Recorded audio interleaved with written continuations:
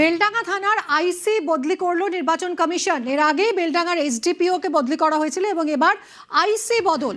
বেলডাঙ্গার আইসি অনিমেষ দেকে সরিয়ে দিল কমিশন। কথা বলবো, সঙ্গে রয়েছে সোমরাজ। সোমরাজ, নতুন আইসি কে হচ্ছেন, কবে থেকে দায়িত্ব নিচ্ছেন তিনি? দেখো, বেলডাঙ্গা থানার আইসিকে বদলি করলো নির্বাচন কমিশন। আজ রাত 8টার মধ্যেই নতুন আইসিকে দায়িত্ব নিতে হবে এবং নির্বাচন কমিশনের তরফে নির্দেশিকা জারি করার পরে রাজ্য পুলিশের এডিজি আইন শৃঙ্খলাতে নির্দেশিকা জারি করেছেন। সেখানে জানিয়ে দেওয়া হয়েছে যিনি হাওড়া পুলিশ কমিশনারেট ছিলেন আশুতোষ রায়, তিনি মুর্শিদাবাদ পুলিশ জেলার বেলডাঙ্গা থানার আইসি হিসেবে দায়িত্ব নেবেন। আজ রাত 8টার মধ্যে দায়িত্ব নিতে হবে। যেটি সবথেকে গুরুত্বপূর্ণ বিষয় যে বেলডাঙ্গা থানার আইসি কখন বদল করা হলো, যখন রাজ্যের মুখ্য নির্বাচনী আধিকারিক মনোজ কুমার আগরওয়াল তিনি বেলডাঙ্গায় গিয়েছিলেন, ভোটারদের সঙ্গে কথা বলেছিলেন।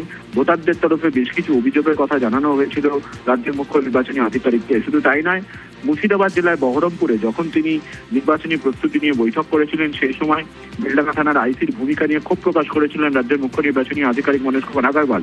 এবং তারপরেই বেলডাঙ্গা থানার আইসিকে বদলি করলো নির্বাচন কমিশন, যা যথেষ্টই গুরুত্বপূর্ণ বলে মনে করা হচ্ছে। তুমি দেখেছিলি কিছুদিন আগে বেলডাঙ্গা থানার এসডিপিও কে বদলি করা হয়েছিল। বেলডাঙ্গার এসডিপিও কে এবার বেলডাঙ্গা থানার আইসিকেও বদলি করলো নির্বাচন কমিশন। আজ রাত 8টার মধ্যেই আশুতোষ রায়কে বেলডাঙ্গা থানার আইসি হিসেবে দায়িত্ব নিতে হবে। রাজ্য পুলিশের এডিজি আইন শৃঙ্খলা তেমনটাই নির্দেশিকা জারি করেছে। ধন্যবাদ সোমরাজ।